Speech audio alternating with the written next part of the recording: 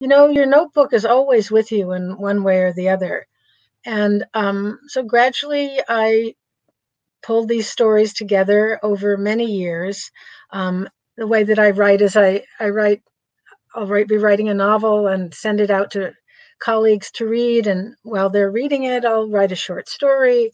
And eventually I have a book of short stories. And the title story, Bread and Salt, is set partially in Tunisia and partially in Paris and partially in Boston.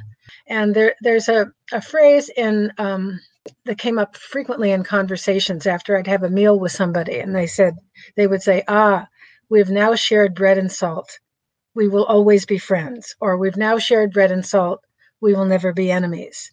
When I looked at all the stories in the book, they were essentially stories of reclamation or reconciliation or reunion or forgiveness, of people coming together with bread and salt. And so I named the book after the novella, and the novella kind of set the theme for the stories.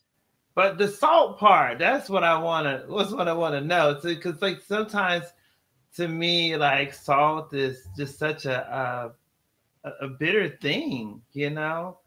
I mean, bread can be sweet and salt is, salty, there's a lot of sodium involved there. I think that the whole idea is that bread represents nourishment, so that Mm. you won't be a stranger is not hungry, and that salt represents flavor, and add something to the nourishment. I think that's essentially, what the derivation is. It's more than a bookshop. It's a restaurant. It's a gathering place. It's a place where people exchange ideas, who do activism. And I know you do a lot of work there, Mahogany. Of course, the other way to think about writer's block is this idea of, oh my God, I can't write another word. And, there have been times when I've been depressed, but I have to say that one of the things that helps me when I'm depressed is to say, let's get on with it. Sit at that desk, put the bottom in the chair, and get out the pen or the keyboard. And I found that just keeping, when I'm writing a novel, for instance, if I've got a really busy schedule and I think I don't have time for it, if I just spend 20 minutes with it, it makes a huge difference. It's okay.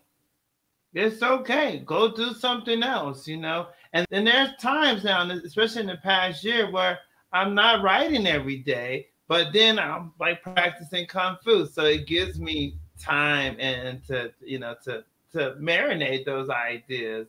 And I know too, like especially in dealing with depression, that's all you're doing is like laying there. So those thoughts are just ruminating and like sucking up and becoming like really, really good things to write about when you have the energy to start writing again. But then it's also that work part. Sit down and do the work. Yeah. I think we ought to explain to people this reference that you keep making to funambulants.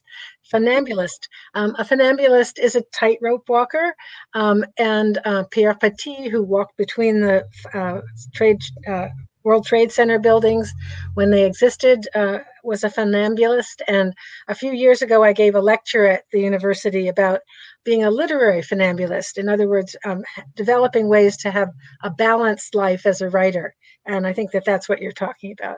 Exactly. Oh my gosh, it's the best lecture to date. Yeah, it really is.